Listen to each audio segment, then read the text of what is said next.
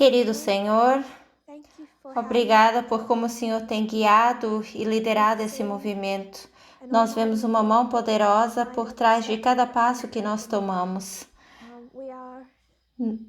Nós estamos em tempos em que olhamos para trás e lembramos dos tempos que o Senhor nos guiou, entendendo eventos externos em toda a sua complexidade, tanto que nós esperávamos, tanto que talvez não tenha sido predito, mas que faz perfeito senso, que nós podemos nos relacionar com isso e saber como nos posicionar perante esses problemas, porque o Senhor nos ensinou, o Senhor tem nos guiado e liderado, tal como o Senhor fez com Israel antigo, com a terra prometida.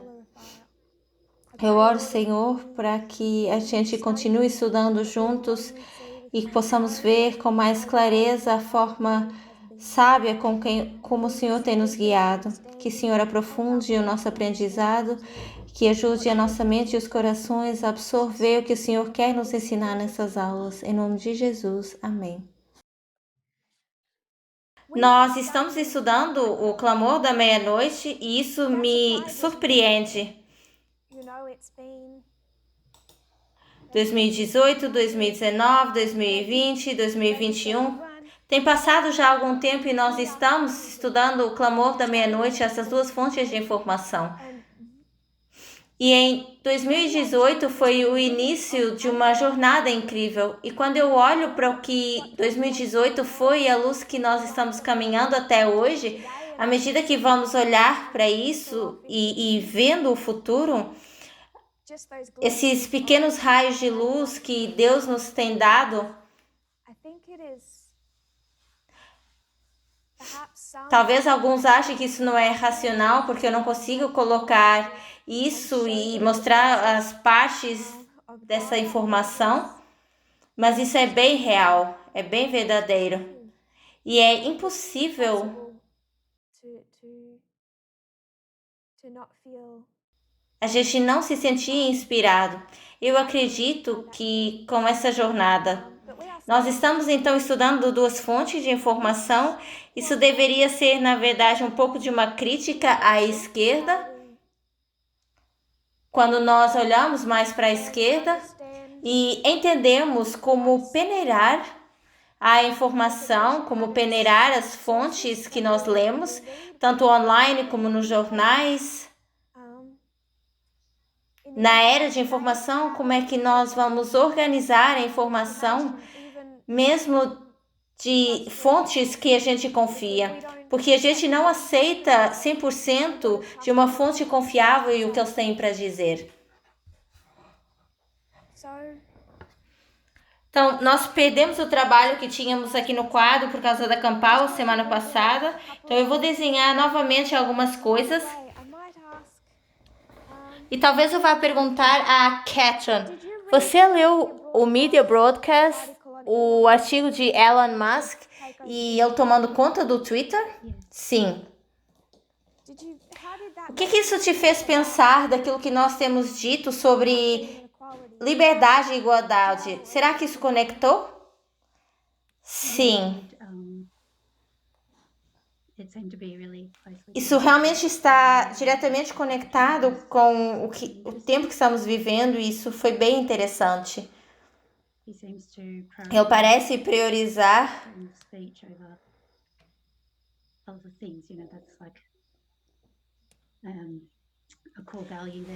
a liberdade, a internet onde as pessoas podem dizer aquilo que elas quiserem sem responsabilidade.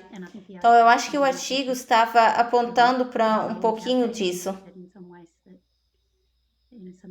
Alguma dessas plataformas da mídia onde o Elon Musk está se atualizando também. Eu acho que esse conceito de ele estar fora do contexto, eu acho que isso é interessante porque o fundador com um dos fundadores do Twitter, esses jovens da era tecnológica, era a era que idealizava a liberdade. Depois eles começaram em suas plataformas e eles observaram anos daquilo que ia acontecer com o que você dá, o que acontece quando você dá esse tipo de liberdade e através de certas expressões de liberdade. E na sociedade a gente vê as consequências disso. E eles aprenderam de forma dolorosa, da forma mais dura, que a liberdade ela precisa estar embaixo de alguma coisa. O que quer que seja que eles pensem que essa coisa é, a liberdade precisa ser governada por algum princípio. E nós iríamos chamar isso de igualdade. Eu acho que é razoável até externamente de chamar isso de igualdade. E as plataformas de tecnologia viram isso de forma dura. E isso tem sido uma chave, parte dessa guerra cultural. Alguma coisa mais que você quer comentar em relação a isso? Não, era só isso que eu queria mencionar. Marie?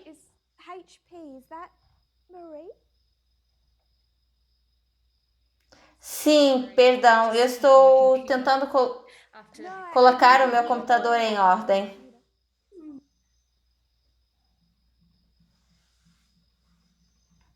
Você tinha algum comentário? Não, só para dizer que sim, sou eu que é o HP. Eu vou tentar lembrar. Ok, obrigada. Porque você é uma das que está participando, então eu preciso te achar. Então, isso é a esquerda?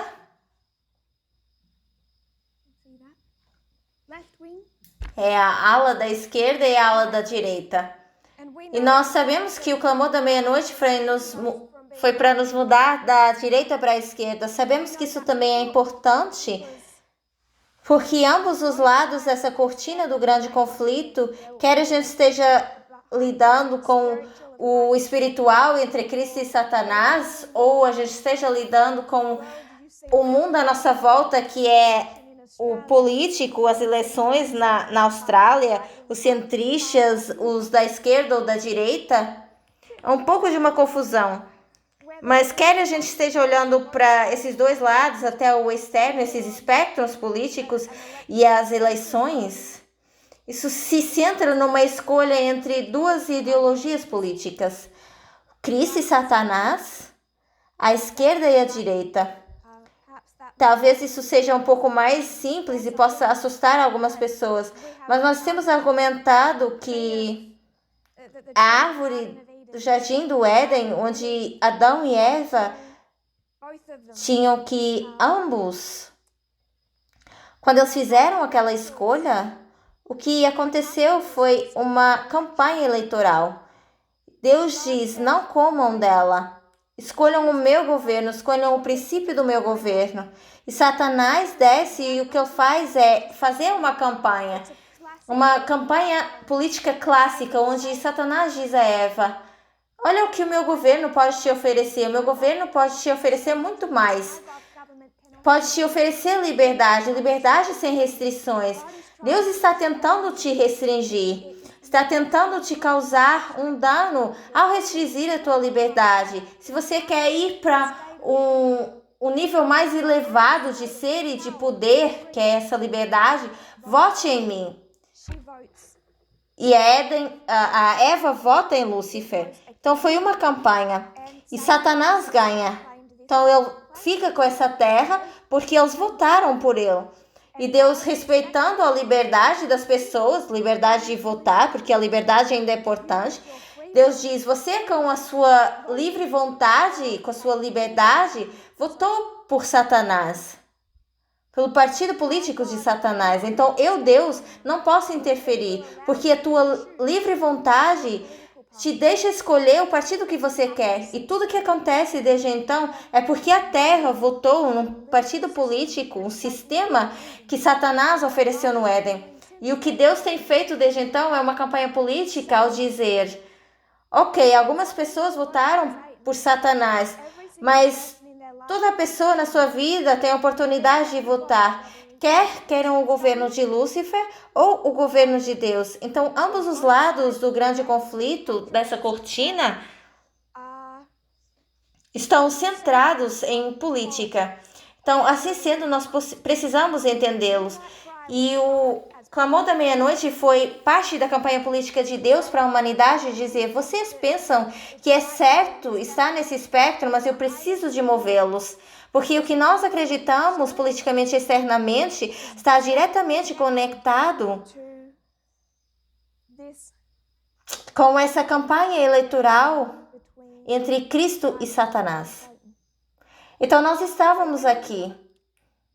E o que nós estamos discutindo como um grupo é, primeiramente, que princípio governa a esquerda? E nós vimos que era a igualdade, governando sobre a igualdade.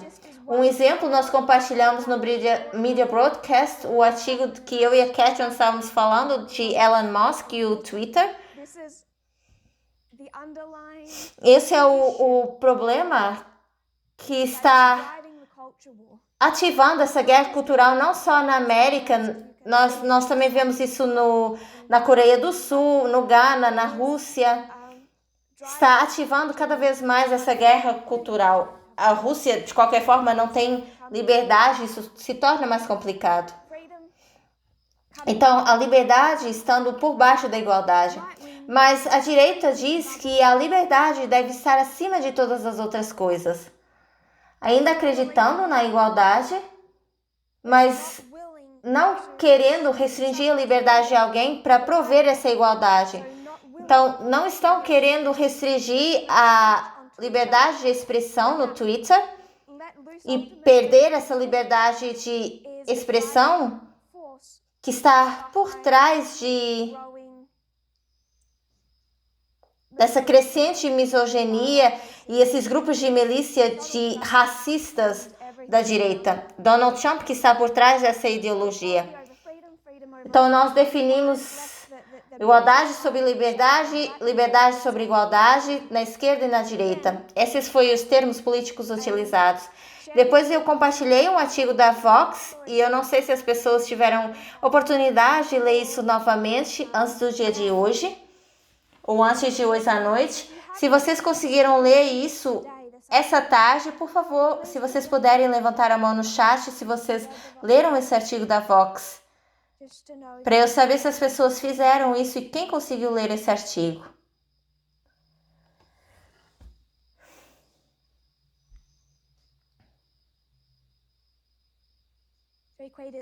Pelo menos 3/4 das pessoas. Eu acho que é a maioria das pessoas que estão aqui.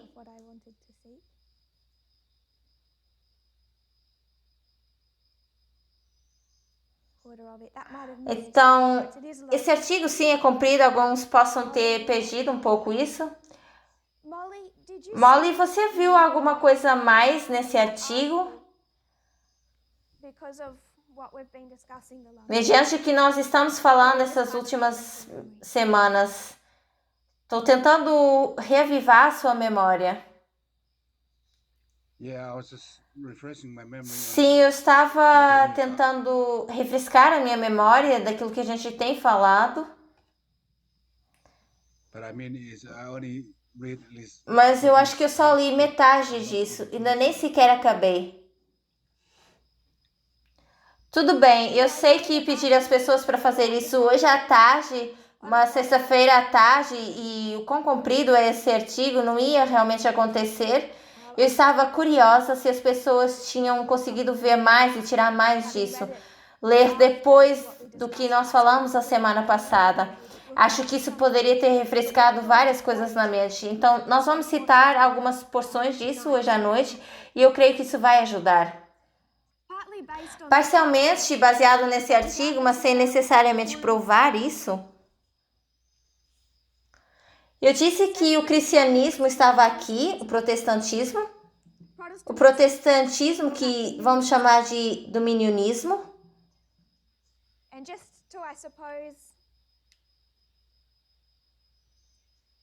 E para poder chegar até o ponto, eu estou dizendo que o protestantismo, o cristianismo ou a religião não é o todo.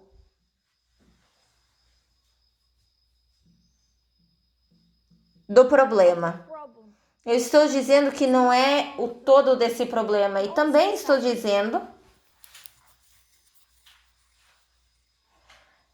que também não é a causa do problema.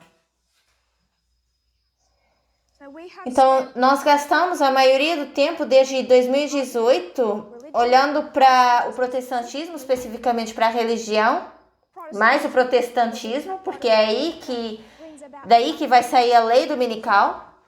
Então, olhando o protestantismo e o dominionismo, como eles têm impactado o Partido Republicano, essa parte do partido, desse espectro do partido político, falando do Ted Cruz e outros dominionistas. Mas o que eu quero que a gente veja, que nós tiramos desse artigo da Vox, não é que esse é o todo do problema e a causa do problema. Então, nós queremos ver o todo, outras porções disso, e também queremos chegar ao ponto que é a base desse problema. Eu quero citar aqui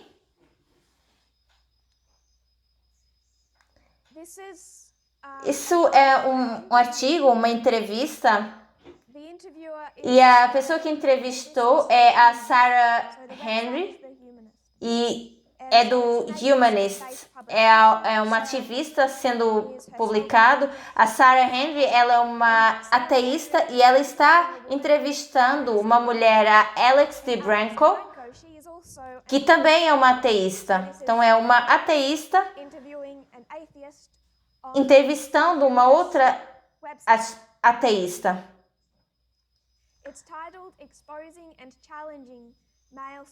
Onde está dizendo a Alex DeBranco, que é a pessoa sendo entrevistada, ela é uma socióloga, uma jornalista e uma pesquisadora, vendo o movimento conservador dos Estados Unidos, que é fundadora desse Instituto de Supremacia Masculina, Terrorismo e Violência e conspirações antifeministas.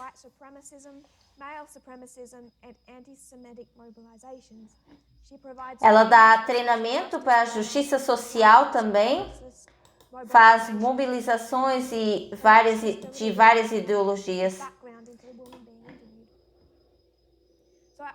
Então, eu apenas tenho alguns pontos a fazer dessa entrevista, ou pelo menos um ponto.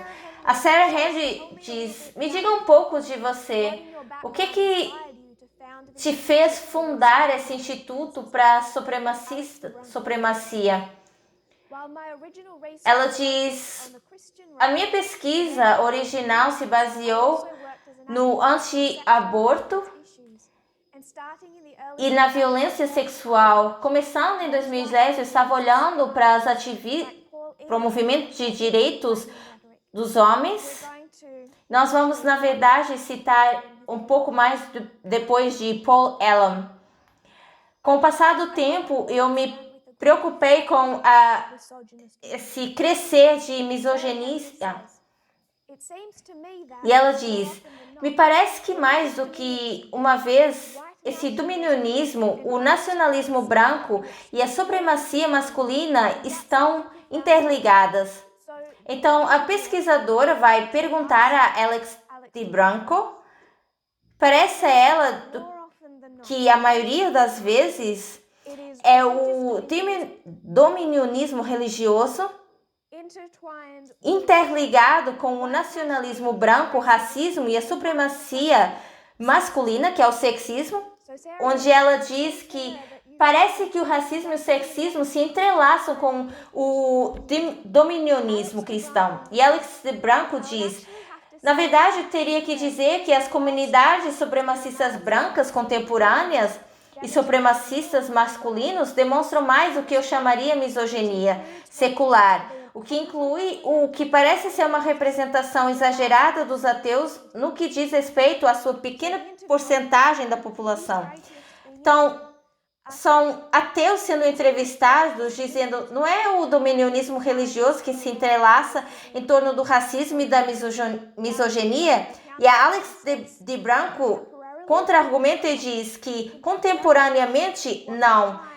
O que você vê são movimentos seculares e o ateísmo entrelaçarem na supremacia branca e movimentos supremacistas masculinos brancos.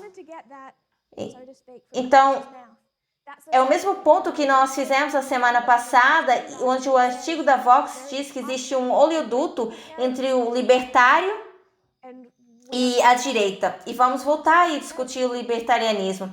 Mas também há um oleoduto, uma representação excessiva dos ateus também na direita e de acordo com a sua porcentagem real da população. Então, quando nós falamos da extrema-direita e a sua trindade,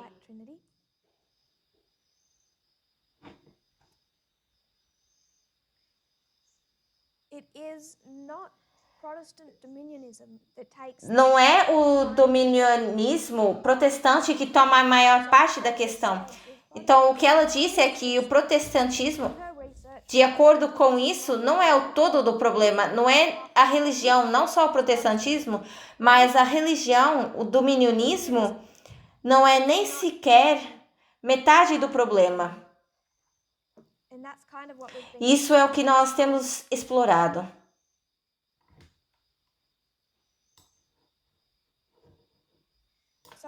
Então, voltando para esse artigo da Vox,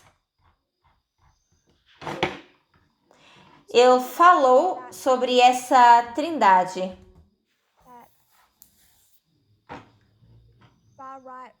Essa trindade da direita. E quem lembra disso? Marie? O que era essa trindade?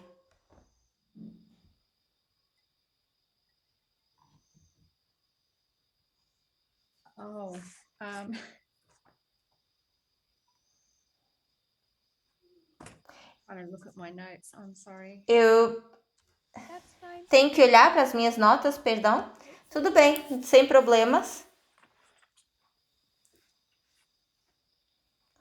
Ok, então seria os direitos dos homens, ateísmo e a ideologia do libertarianismo.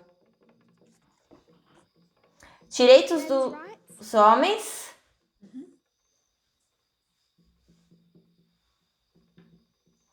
ateísmo e libertarianismo.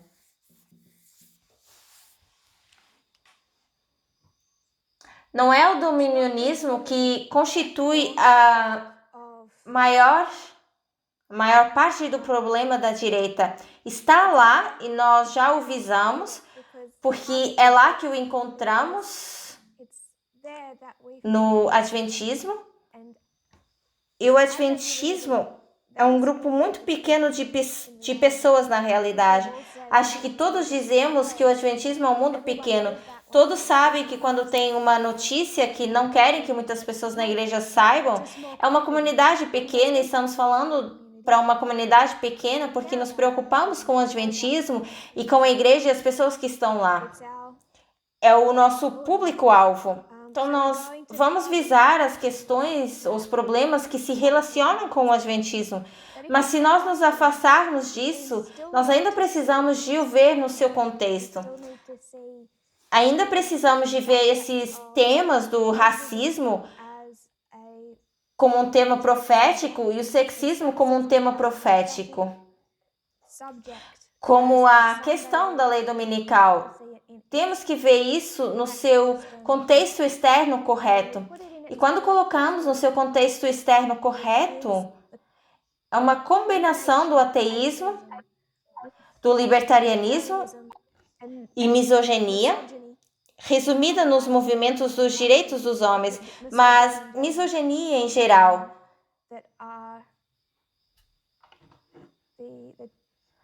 Que são os princípios fundamentais da grande parte da direita. Então, nesse artigo da Vox, existem alguns pontos que eu quero que a gente tire desse artigo.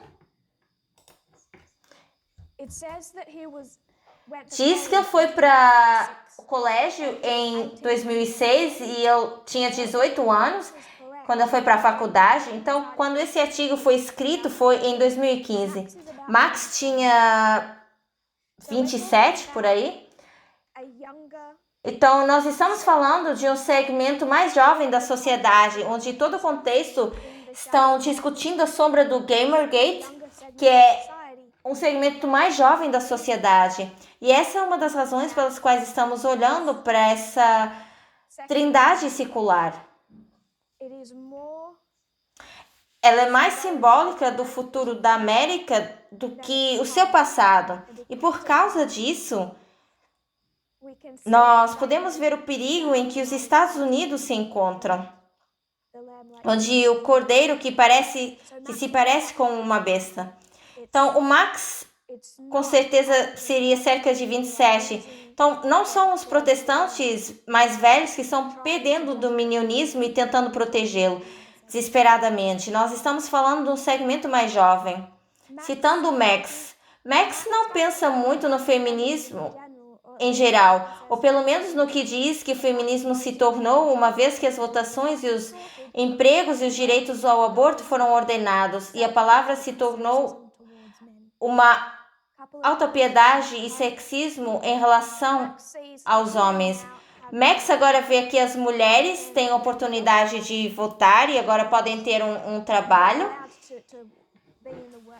e que o aborto agora é apoiado, que parece horrível dizer no contexto de 2022, como se as vitórias agora tivessem sido ganhas. Eu queria fazer o ponto de que esses homens não estão se opondo, pelo menos os menos radicais dos direitos dos homens, esses ativistas, eles não propõem que as mulheres percam a liberdade, eles estão bem com que as mulheres tenham a liberdade, tal como o casamento gay. O que eles não gostam é da igualdade. Eu espero que a gente consiga ver isso nessas citações. O Max diz, as mulheres foram dadas a sua liberdade, agora elas podem votar. Não tem nada mais a pedir. O problema não tem nada a ver com a liberdade, tem a ver com igualdade. Uma vez que as mulheres podem votar, entrar no mundo de trabalho, o que mais elas podem pedir a não ser igualdade? Novamente, a igualdade vai custar a liberdade dos homens. E claro que ele está conforme a linguagem do parágrafo, isso é um sexismo para com os homens. Então, as mulheres, elas têm a liberdade. E o Max diz, ótimo, elas deveriam ter a sua liberdade, mas as mulheres dizem, não, nós queremos a igualdade. E quando o Max vê que as mulheres querem essa igualdade, ele não consegue suportar isso, porque para as mulheres terem essa igualdade, isso vai causar com que ele, Max, perca parte da sua liberdade. E nós falamos sobre isso quando nós mostramos aquele caso judicial que nós tínhamos no quadro. Eu preciso colocar isso aqui novamente. Nós falamos do título 2 e do 5º da Lei dos Direitos Civis de 1964, onde eles, sobre a igualdade e não sobre a liberdade. E foi aí que o libertarianismo dessa trindade se opôs a partes da Lei dos Direitos Civis. E é aqui que eles se opõem ao feminismo, porque veem que o feminismo não está lutando por certas liberdades. As mulheres podem votar, elas estão lutando pela igualdade. E quando as mulheres lutam pela igualdade, os homens começam a perder alguma liberdade, isso causa faz com que os homens tenham pena de si mesmos e causam um sexismo reverso, porque eles estão perdendo algumas liberdades. Então, a gente precisa abrir nosso pensamento para pensar sobre isso, mas é um argumento todo entrelaçado de liberdade e igualdade, com esses ativistas masculinos dizendo, você tem a liberdade, pode votar, e as mulheres dizendo, nós queremos mais do que isso. E os homens se sentindo que eles são O dano está sendo causado sobre eles e eles estão sendo discriminados. E eles estão apontando o dedo e dizendo: as mulheres são sexistas, porque nós estamos perdendo as nossas liberdades. Nós não podemos, numa sociedade, mais fazer comentários sexistas e misóginos sem isso atrapalhar as nossas carreiras. Não podemos mais causar danos às mulheres no âmbito de trabalho, porque nós sentimos essa restrição, essa pressão da esquerda para tratar as mulheres com igualdade. E isso impacta a liberdade. Eu espero que tudo isso faça sentido para nós. Isso tem a ver com o que nós falamos do libertarianismo. Josephine?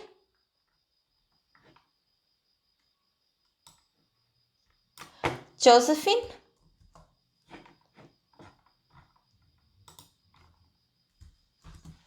Eu só queria dizer que isso os faz sentir oprimidos, certo? Eles se sentem como as vítimas, como se eles estivessem sendo oprimidos. Sim. Eles veem como se fosse um sexismo reverso. Ser sexista é uma das coisas pelas quais eu estou atualmente sendo acusada, particularmente no Brasil. Mas há essa acusação que vem de homens que têm estado nessa condição de sentir pena de si mesmos, porque esse movimento insiste na igualdade e não na liberdade. Isso provoca um sentimento de opressão com alguns homens que têm beneficiado durante muito tempo e que sentiram o benefício do seu estatuto e descobriram isso sendo tirado deles. Então, sim, é um sentimento de opressão. Eu já enfrentei isso em 2020 de uma forma extensiva. Um dos argumentos que alguns dos homens que agora abandonaram o movimento estavam apresentando no Uganda e no sul do Sudão era uma luta contra dar essa liberdade às mulheres, porque eles estavam tão aterrorizados que, para renunciar ao domínio sobre as mulheres, que eu não consigo descrever em palavras o quão horrível essa extensão de controle sobre as mulheres e liberdade, como eles sentiam que se esse controle fosse aliviado das mulheres, o seu maior medo era que os homens pudessem ser oprimidos. É um medo bem profundo. Também o medo por trás da supremacia branca, de perder a maioria da América, América branca. O medo de que os brancos sejam de repente reprimidos ou oprimidos por um país multicultural.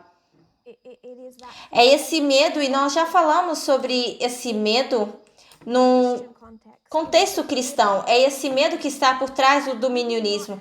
Mas a gente não precisa abordar isso de forma religiosa para ter esse medo ou acreditar que você está sendo oprimido por causa da luta da outra pessoa pela igualdade. Isso existe no contexto religioso, com certeza. Isso é o dominionismo.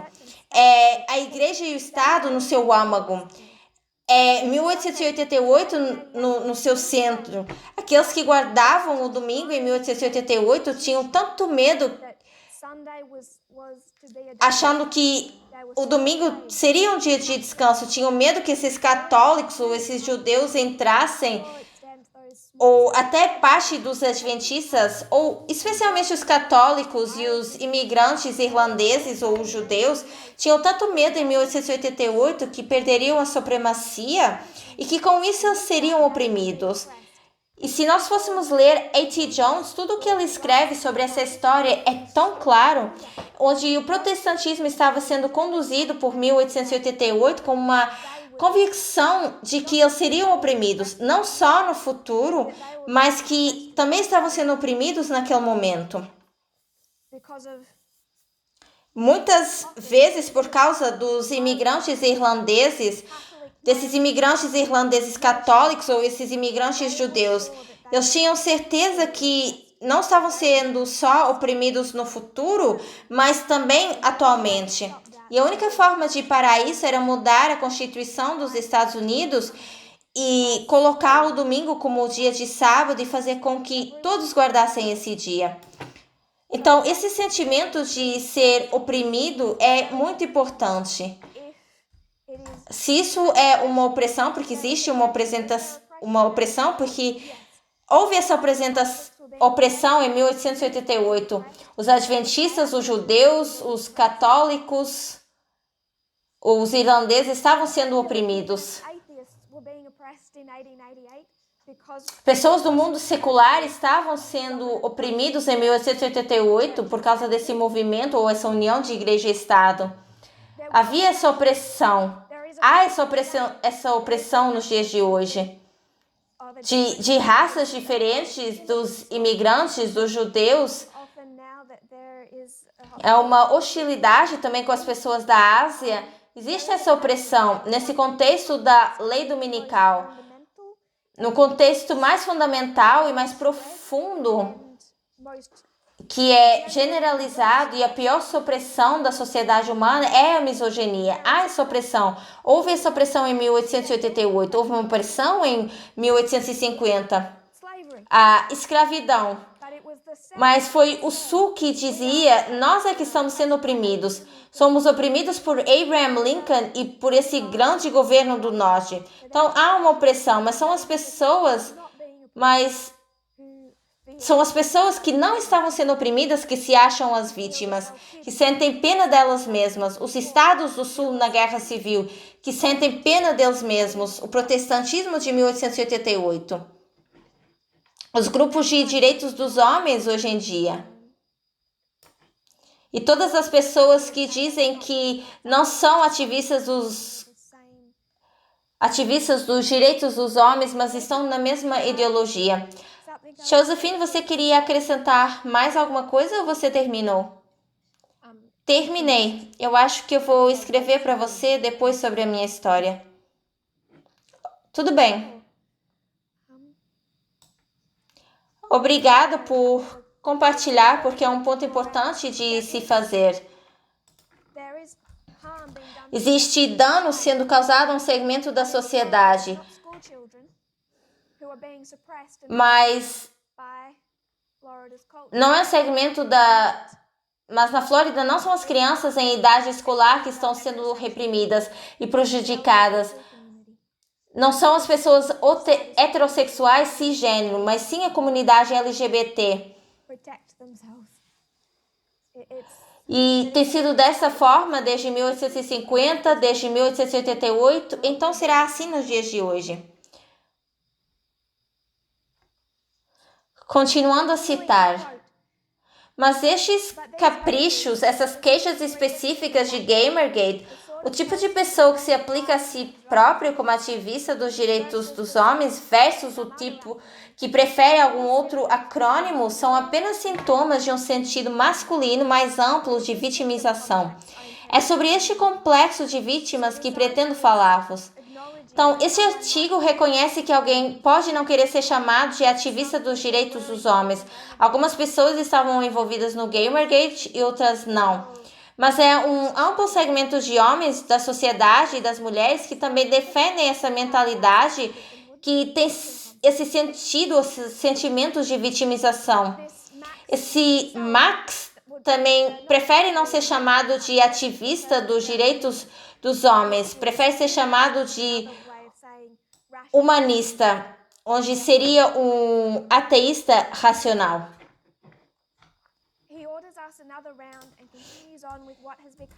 Então, o que ele faz ele gosta de ser chamado de humanista, outra forma de dizer ateu racional. E ele diz, ele ordena-nos outra ronda e continua como essa linha familiar dos ativistas dos direitos dos homens. Então, esse artigo, ele repete sobre a Trindade e continua com uma frase comum desses três grupos de pessoas.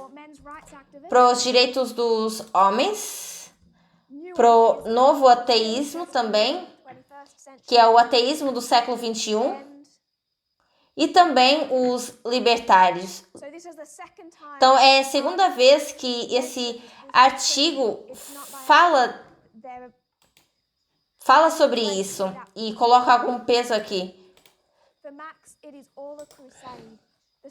Pro Max é tudo uma cruzada. A luta com a igreja, a luta contra a igreja, o ateísmo. Há uma cruzada contra a igreja, contra o Estado, contra o libertarianismo.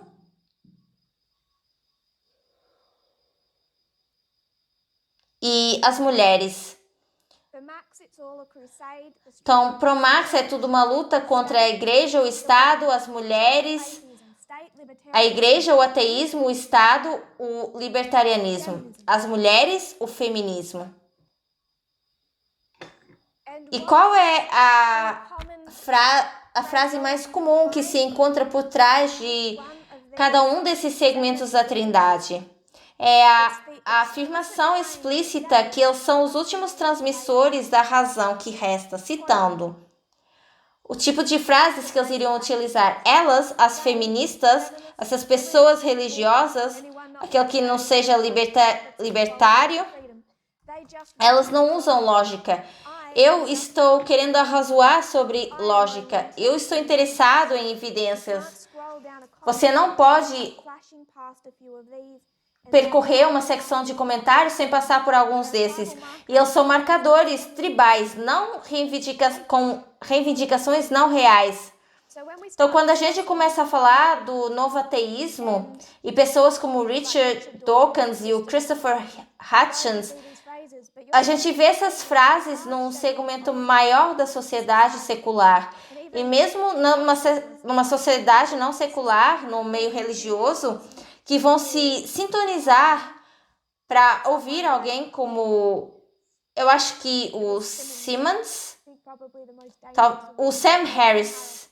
Eles vão sintonizar com o Sam Harris da mesma forma como o Ben Shapiro, porque Ben Shapiro vai usar a frase que ele só está interessado em provas, evidências, que ele está argumentando logicamente e que os outros contra ele simplesmente não usam a lógica. E como o documento diz, são mais marcadores tribais do que qualquer outra coisa. Então, eles estão lutando contra a igreja, o Estado e as mulheres. E se nós consideramos que a lei dominical é uma combinação de igreja e Estado, essas pessoas não deveriam estar do nosso lado. Se eles estão lutando contra a influência da igreja, você não iria pensar que todo esse espectro que temos discutido há algumas semanas estaria do nosso lado na lei dominical?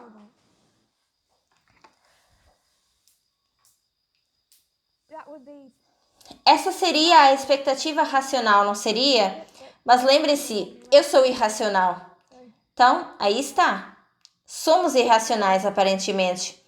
Então, nós começamos a investigar esse novo ateísmo. Nós fizemos um zoom aqui a semana passada, onde falamos do libertarianismo e vamos voltar para isso. Mas nós também queríamos olhar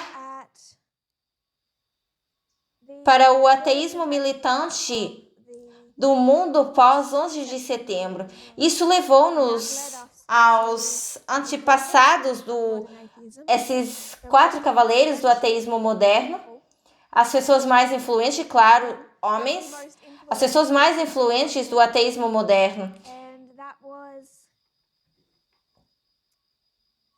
que foi o Sam Harris, que eu considero hoje um dos mais influentes, que eu acho bastante perturbador, o Richard Dawkins, que é talvez o mais conhecido para nós por causa do seu livro, que é tão famoso, o Christopher Hitchens, onde foi dito por outro ateu prominente que se houvesse um Mount Rushmore de líderes ateus, você encontraria o Sam Harris, o Richard Dawkins e o Christopher Hitchens. Ele parece ter deixado de lado o Daniel Dennett, não sei bem porquê. Até mesmo pelo que eu procurei, eu não vi ele aparecer assim tanto, sendo tão influenciador como os outros 3. Mas esses então são os 4 cavaleiros e que se chamam ou deram o nome a si mesmos de ateísmo moderno. E nós queríamos ver como as posições que eles iriam assumir na política, sobre esse espectro político, sobre igualdade, liberdade, sobre igualdade de gênero, como nós entendemos as pessoas que acreditam no Éden ao Éden. Falamos primeiro do Sam Harris, há mais a dizer sobre ele, mas ilustramos alguns dos problemas com Sam Harris. Falamos sobre o Richard Dawkins, também há mais a dizer sobre ele, mas cobrimos a sua resposta ao feminismo. Falamos sobre o Christopher Hitchens, o seu artigo de 2007 da Vanity Fair, Por que as mulheres não são engraçadas, que tem bastantes fontes dizendo que foi um dos temas favoritos dele. O Christopher Hitchens, ele já faleceu, penso que foi o único que faleceu. Mas isso não foi há muito tempo atrás. Os comentários que ele fez, que olhamos a semana passada, e há apenas alguns deles. Eu quero fazer referência ao que ele disse em 2010. Eu creio que ele estava no ano de correspondência da Casa Branca. Muitas pessoas da mídia, ou do mundo da mídia, ou da arte, as pessoas populares de hoje em dia se reuniram na Casa Branca e tem uma noite com o presidente, até o Donald Trump, e ele acabou por os cancelar. Mas o jantar corresponde a 2010, onde Obama era o presidente e tinha um comediante falando para a plateia, e o Christopher Hitchens estava nessa plateia. A Wanda Sykes, não sei se vocês conhecem ela, é uma das comediantes que também falou. E no final desse espetáculo, Christopher Hitchens fez um comentário sobre a comédia da Wanda Sykes, a comédia que apresentou no jantar, onde ele diz: o presidente deveria estar a contorcer-se no seu lugar e não a sorrir. Ele não chama ela de Wanda Sykes, eu não posso ler, não consigo ler, nem posso ler, onde ele diz: ela entendeu mal, ninguém lhe disse as regras. Eu vou apagar isso porque é um comentário horrível de se fazer. Ele falou dela como uma pessoa preta. Isso foi algo muito racista. E qual foi o ponto ou a relevância da cor da pele dela tem com a sua comédia? E ele faz referência ao gênero, porque não se fala disso, alguém que não seja mulher.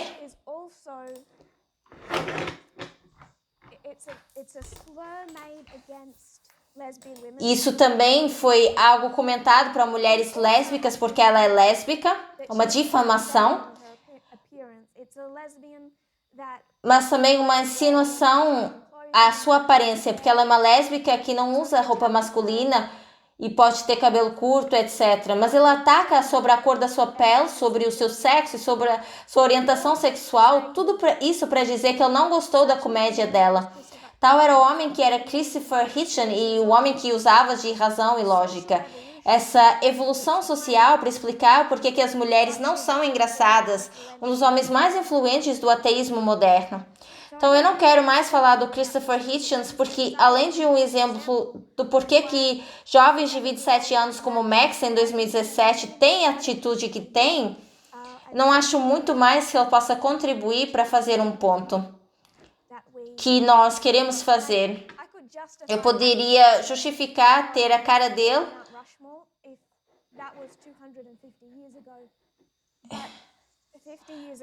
Eu poderia ter o seu rosto no Mount Rushmore há uns 250 anos atrás, mas há 50 anos isso era muito cedo para considerar a razão de tudo que era tolerado. Eu tenho algumas citações para ler.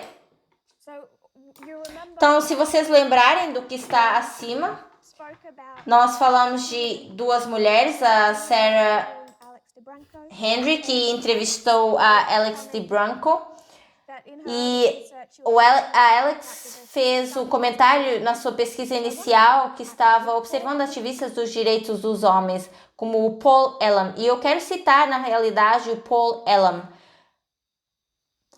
Paul Elam é o fundador da Conferência Internacional de Problemas dos Homens e anteriormente editor da Voz do Homem. Voz do Homem é uma publicação que é considerada como a bandeira online dos movimentos de direitos dos homens. Então, eu quero citar diretamente de um artigo sobre uma voz para homens. E nós vamos para a fonte, para citá-lo. Tenho me perguntado frequentemente se o meu estado de espírito como ateu também desempenhou um papel em tornar-se um ativista dos direitos dos homens. Gosto de pensar que vejo as coisas objetivamente e que confio na ciência disponível e não na fé ou folclore para moldar minhas crenças. Essa atitude me ajudou certamente a compreender questões como a violência doméstica e alegadas lacunas salariais, tanto quanto tem a evolução. O que o Paul Elam está dizendo, o fundador da bandeira online do movimento dos direitos dos homens, o que ele está dizendo é que ele se interrogou e continua dizendo que o estado de espírito dele como ateu desempenhou um papel direto dele se tornar um ativista dos direitos dos homens, que é a sua luta contra o feminismo.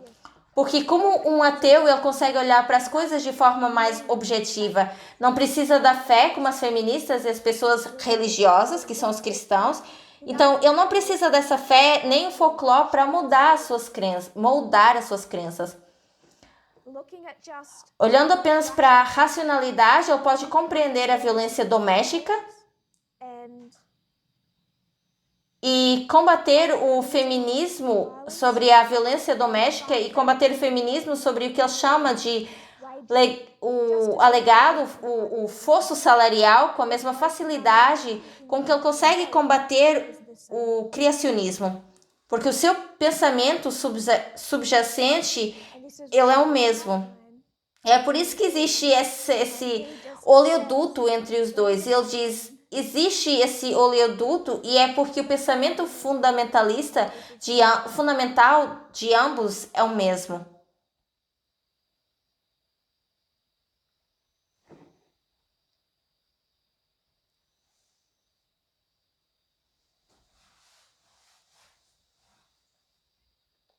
Será que alguém foi ler todo esse artigo do Stephen Hitchens, depois de eu ter citado tanto a semana passada? Catherine, você foi? Você não me mandou mensagem. E eu fui além disso, porque eu vi que alguns comediantes escreveram uma resposta para ele e depois ele foi entrevistado com um videoclipe que está no YouTube respondendo também. Então, ele consegue falar novamente e, na verdade, é bem nojento. É tão sexista. Eu não sei por que rir seria uma resposta, mas acho que isso ameniza essa bola de dor que você sente quando você vê e lê essas coisas. Seria até engraçado se não tivesse que ser tão sério. É triste. É na verdade horrível.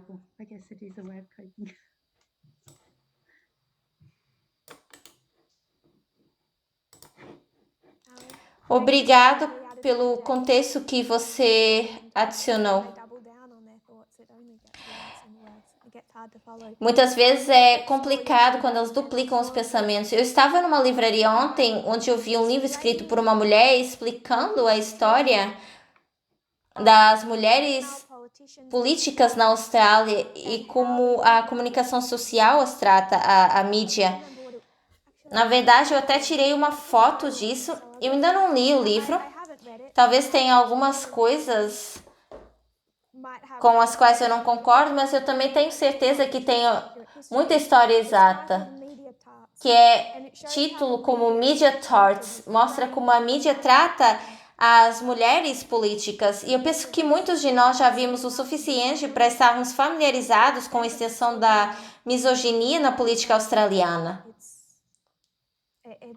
Talvez seja algo que vai além do que eu vejo nos Estados Unidos ou outras partes do mundo.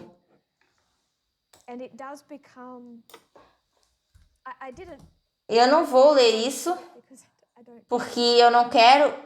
Eu acho que já chega.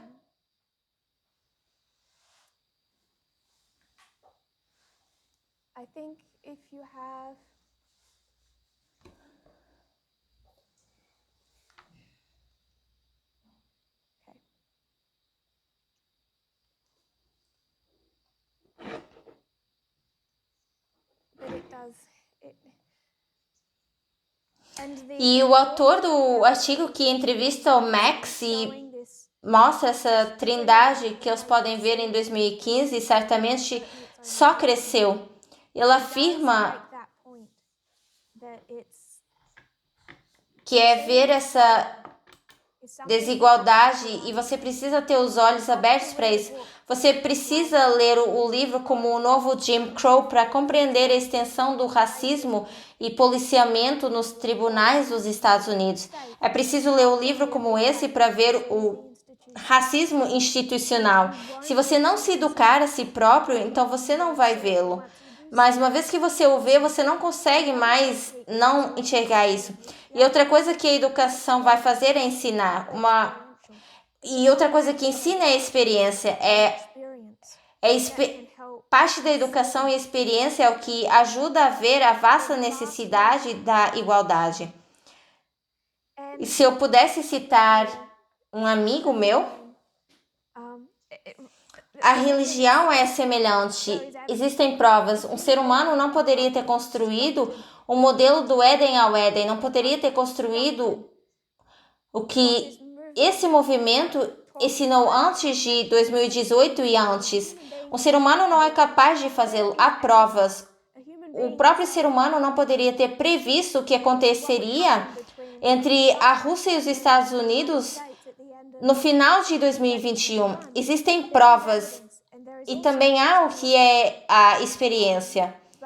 Mas o pensamento por trás do ateísmo e o grupo de ativistas dos direitos dos homens, eles próprios reconhecem que existe esse oleoduto porque é a mesma metodologia.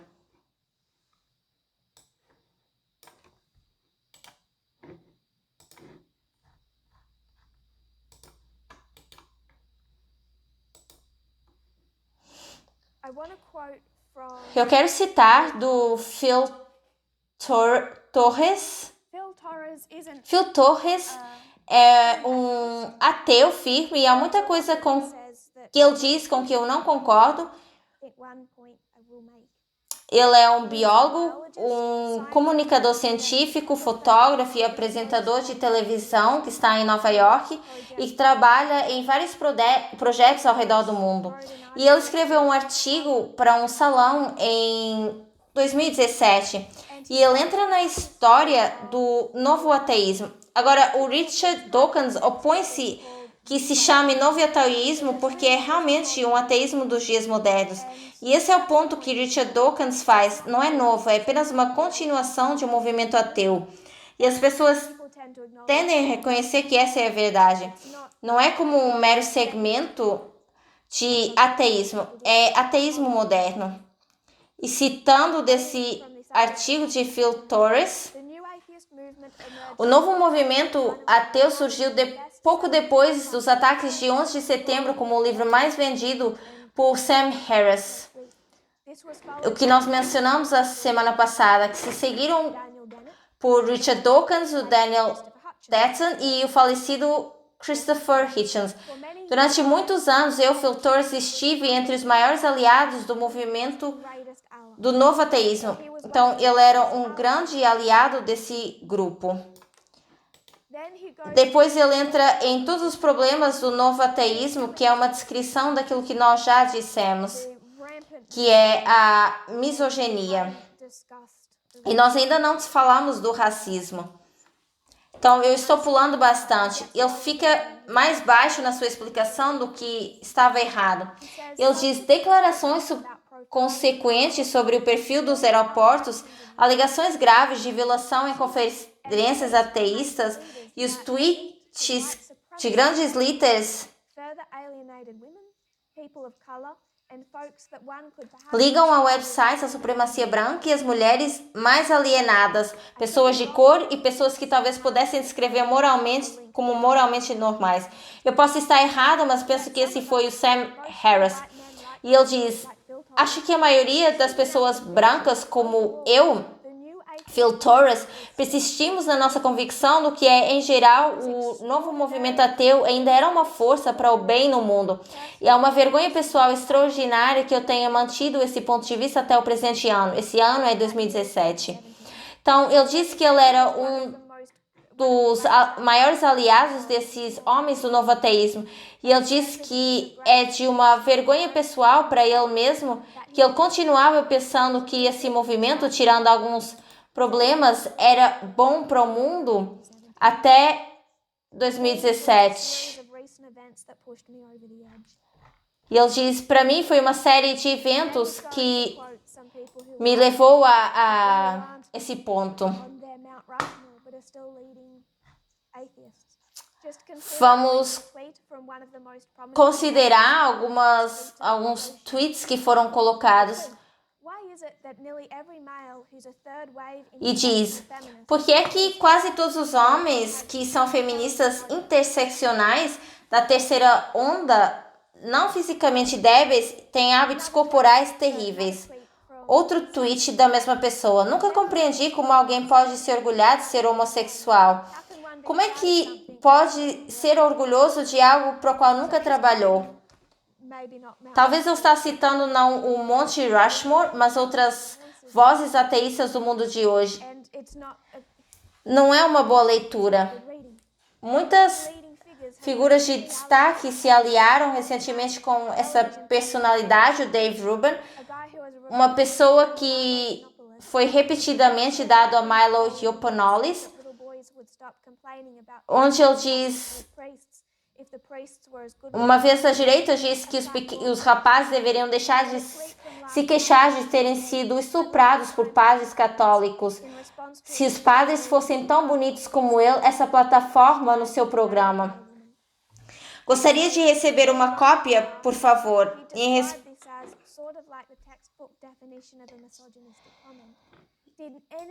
ele diz, algum ateísta do mundo moderno reclamou sobre isso?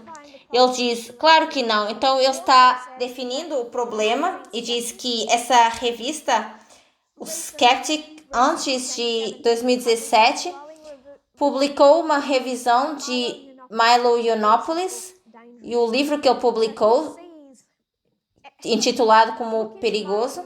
Olhem para esse homem, se vocês ainda não olharam. Isso é a parte mais feia que leva de novo ao novo ateísmo, não só o Mount Rushmore, mas os homens que estão por trás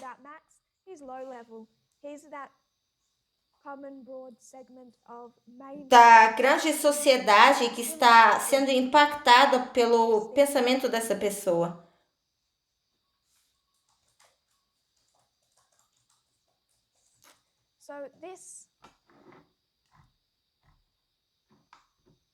Então, essa pessoa,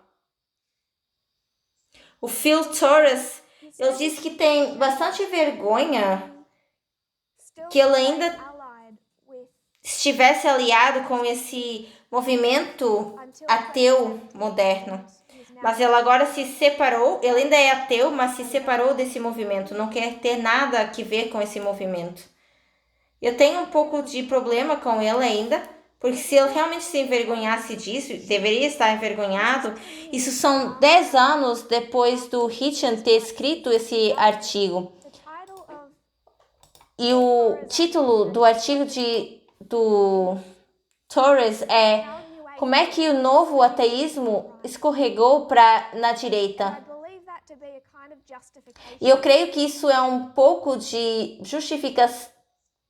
justificativa por ele ter ficado tanto tempo com o ateísmo. Isso são 10 anos depois desse artigo e muitas das citações, esse artigo foi escrito no mesmo ano em que esses 4 homens se encontraram pela primeira vez e se intitularam como os 4 cavaleiros, voltando ao início desses 4 homens como líderes do novo ateísmo. Quando ele diz que ele está profundamente envergonhado e que o levou até 2017 a ver os problemas disso e se separar, e depois intitula o artigo Como é que o novo ateísmo escorregou na direita, sugere que estava tudo bem para começar e que, portanto, a sua aliança com o ateísmo moderno foi justificado nos seus primeiros dias, porque sugere que nos seus primeiros dias não era um grande problema, mas se tornou com o tempo.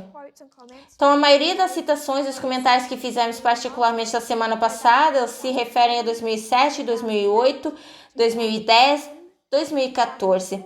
E não tenho certeza se lemos alguma coisa sobre 2014. Então, eu acho que o título do artigo dele é uma defesa sutil da sua própria aliança com aquela comunidade. E o fato de que ele consegue enxergar isso agora é positivo. Obviamente, ele é ateu, por isso eu não concordo com muitos pontos, mas penso que o título do seu artigo seja intelectualmente honesto. Não penso. Se o seu pedido de desculpas ou reconhecimento do seu erro é genuíno, parece mais uma desculpa. Só se manifestaram algumas vezes o que estavam manifestando no início. Logo no início desses homens serem colocados como líderes do ateísmo do século XXI. Será que alguém tem mão levantada? Brody.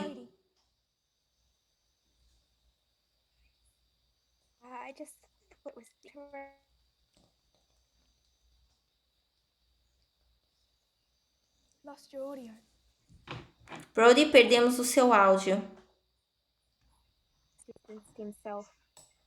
Será que você pode começar novamente, por favor? Você cortou no início.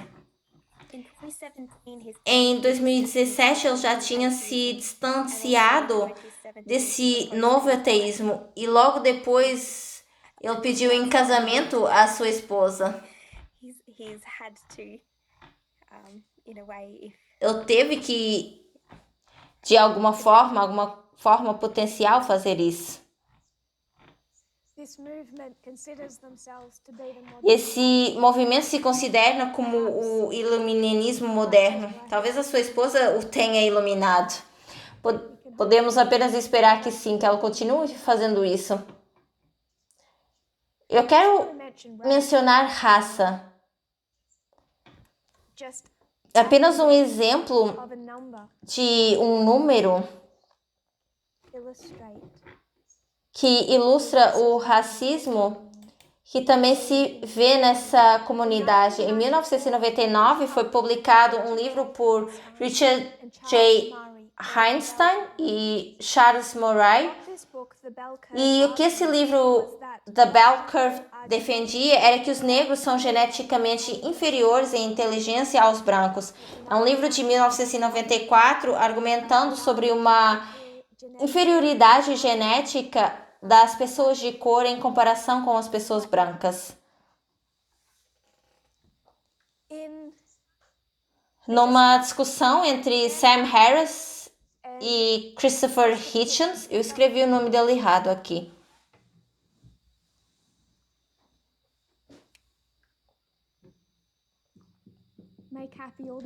Fazendo feliz as pessoas que estavam olhando para esse meu erro. Uma conversa entre Sam Harris e Christopher Hitchens está tomando seu lugar. E surge esse livro que argumenta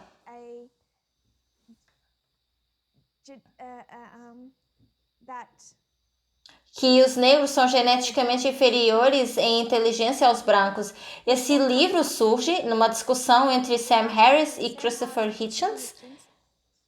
E Hitchens diz a Sam Harris, tudo bem, mas se isso que eles alegam nesse livro é verdade, se os negros são geneticamente inferiores em inteligência aos brancos, nós não deveríamos ignorá-lo. O que ele está dizendo é que não devemos deixar que politicamente esse impacto, a gente deve pensar racionalmente até sobre coisas que confrontam em alguns assuntos, tal como essa genética de inferioridade de inteligência entre diferentes raças de pessoas. E o Hitchens diz, se esse livro é verdade, se é verdade, muito tipo de livro do Jardim do Éden na liderança não deve ser ignorado. Devemos ter uma discussão racional sobre isso.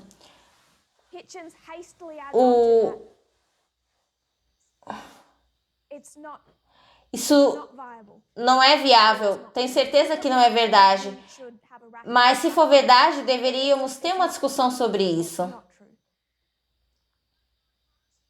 Mais tarde, Harris volta a trazer a discussão e diz, se houvesse diferenças viáveis na inteligência entre raças ou sexos, e o Hitchens o corta e diz, mas eu não creio que nenhum de nós aqui pensa que esse é o caso. E Harris volta e há uma discussão complicada e eles trazem isso de novo e dizem, se existe uma diferença genética na inteligência entre esse tema de raça, se existe, devemos falar sobre isso. Mas provavelmente não há. Sam Harris diz, mas se existe uma diferença na inteligência, não apenas entre raças, mas entre gêneros, e o Hitchens fecha isso e diz, não creio que nenhum de nós pense assim. Isso é parte da razão pela qual eles tiveram problemas antes. Eles constantemente falaram desses problemas de gênero, mas também de raça. E depois tentam esclarecer isso, dizendo, não é só liberdade de expressão. Precisamos também pensar racionalmente. Nós somos as únicas pessoas que o faz. E é essa cultura de esquerda que está tentando cancelar e as pessoas apenas querem esse discurso racional. Em 2018, agora nós vamos falar de tempos modernos, Sam Harris, no seu podcast, entrevista Charles Murray, que é um dos autores desse livro de 1994, da Bell Curve. Em 2018, muitos anos depois dessa discussão, continua a trazer um dos autores para o seu podcast e a entrevistá-lo. E Harris deu uma conversa estranhamente crítica de 2 horas. Então, ele não critica os argumentos racistas que Charles Murray fez. Em vez disso, ele afirma que Murray, um dos autores, tinha sido a vítima de uma terrível injustiça acadêmica pela forma como as suas noções sobre a inerente inferioridade cognitiva de algumas raças tinham sido rejeitadas pelo estabelecimento científico. Então, ele vai culpar a esquerda, o estabelecimento e essa cultura que cancela, que está silenciando e fazendo uma injustiça acadêmica de não dar a devida atenção a um livro que defendia que existe uma inferioridade cognitiva inerente entre raças.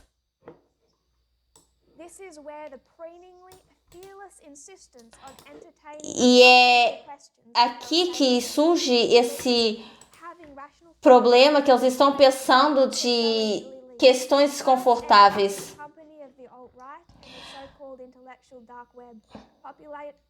O Harris acabou na companhia da direita e retratava pessoas corajosas de dizer o que já não era permitido. Então, existem muitas pessoas que hoje em dia se separaram do novo ateísmo, um pouco como escândalo em torno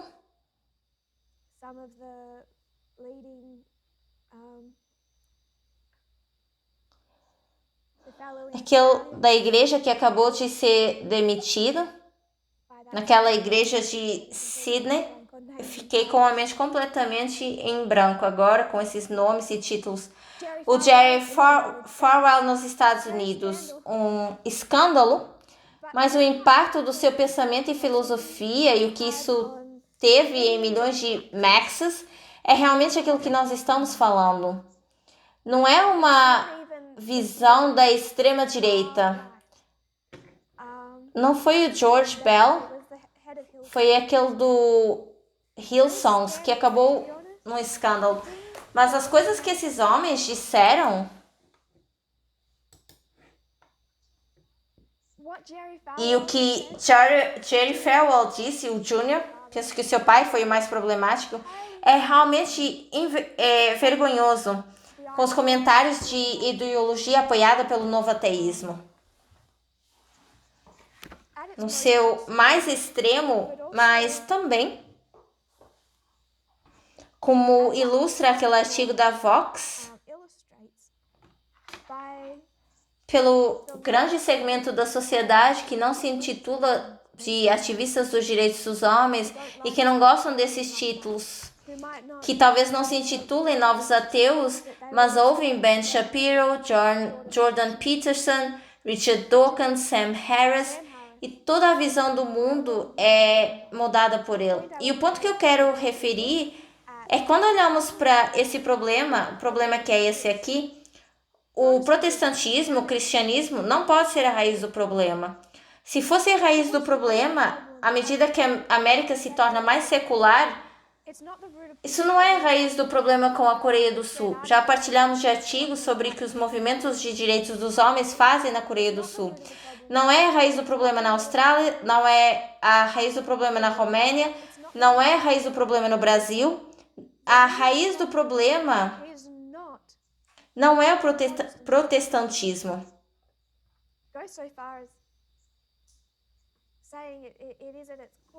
Eu iria dizer que não é a religião, não é o protestantismo, não é o todo do problema. E a maioria do que nós fizemos na semana passada e hoje é tentar demonstrar isso olhando a Trindade, olhando para os ativistas dos direitos dos homens enquanto lutam contra as mulheres, o feminismo, a igualdade de gênero, o novo ateísmo lutando contra a religião, mas também na luta contra a igualdade de gênero, e depois olhando o libertarianismo lutando contra o Estado. E existe uma desproporção de pessoas, um número grande de pessoas comparado com o seu número na sociedade. Existe esse oleoduto quando se fala do ateísmo e do libertarianismo, e a gente precisa entender o porquê. O Brian Houston, do Hillsong. Alguém me lembrou aqui no chat.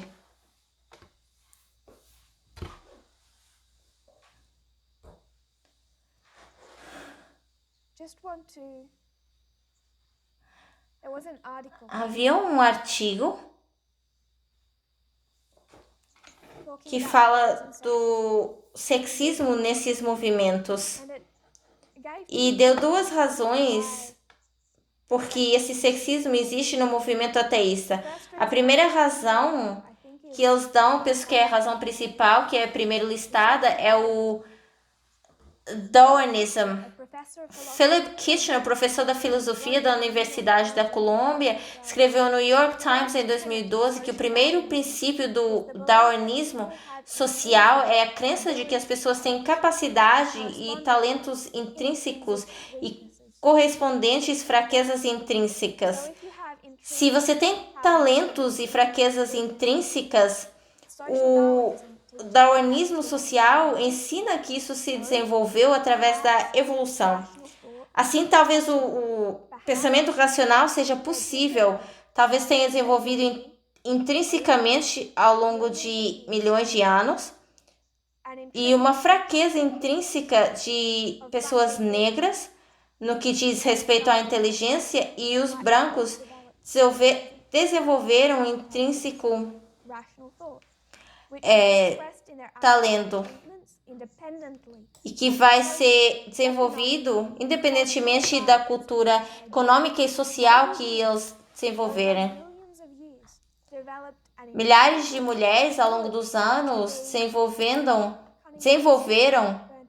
essa habilidade intrínseca de serem astutas.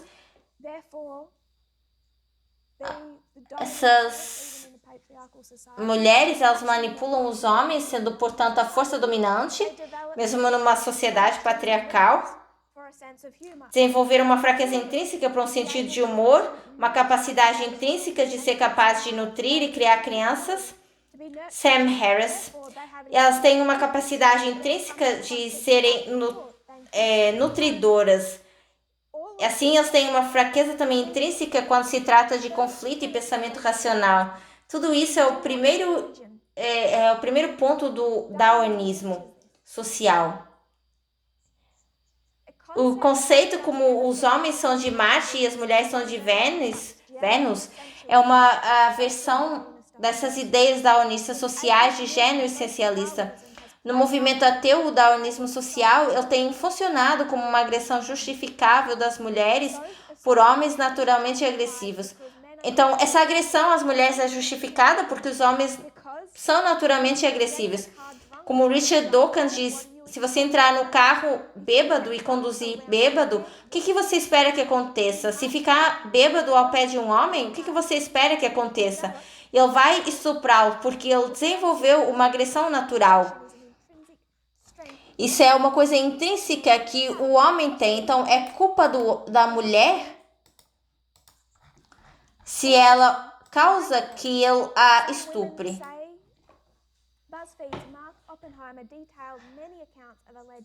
O Mark Oppenheimer, do BuzzFeed, detalhou que muitos relatos de alegado sexismo e agressão sexual de coerção na sua excelente exposição sobre o movimento ateu.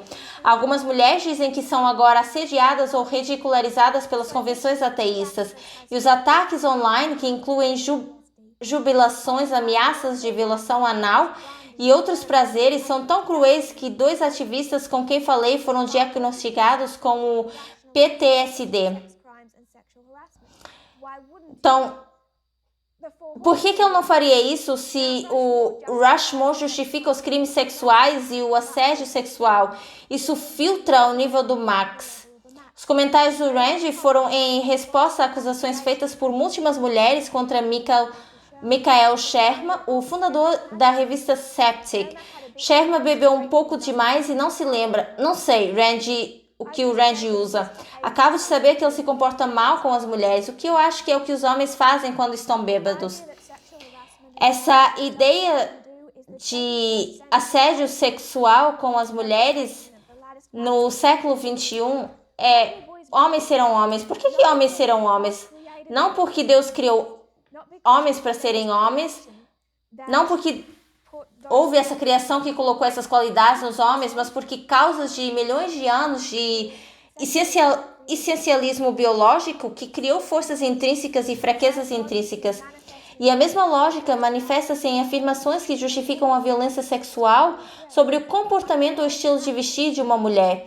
O marxismo do daoísmo subjacente leva-nos por esse caminho. A segunda explicação do porquê que o movimento ateu fomenta o sexismo. Eles dizem que isso está ligando como algo mais militante no século XXI. Eles não se contentam em renunciar à religião individualmente. Estão numa cruzada de religião fora da sociedade. Então, novamente, como é que essas pessoas não só seriam misóginas, mas muitas vezes racistas?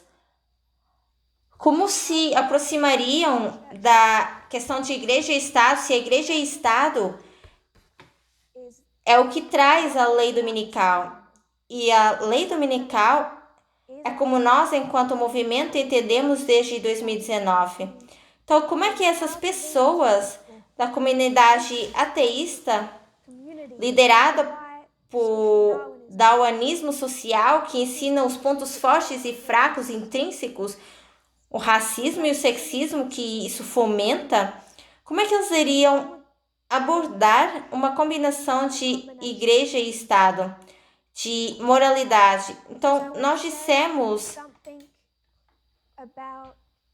algo sobre o ateísmo, novamente o libertarianismo. Como é que o libertarianismo vai suportar essa união de igreja e Estado? Não vão, porque a lei dominical não é a união de igreja e Estado. E vamos falar disso na próxima semana. Não vemos mãos levantadas, mas as coisas vão surgir durante a semana e vamos continuar. Não tenho certeza se eu tenho uma lista de todos que estavam participando, mas Lynn, você se importa de fechar para nós? Querido Criador e Deus, nós estamos perante Ti, te agradecendo e te adorando pelo privilégio que somos dados, das mensagens que são dadas e oportunidades de nos juntarmos para ouvir essas coisas que trago mudança naqueles que estão querendo ouvir e aplicar esse conhecimento. Nós te agradecemos pelo derramado do Teu Espírito Santo sobre o Teu povo.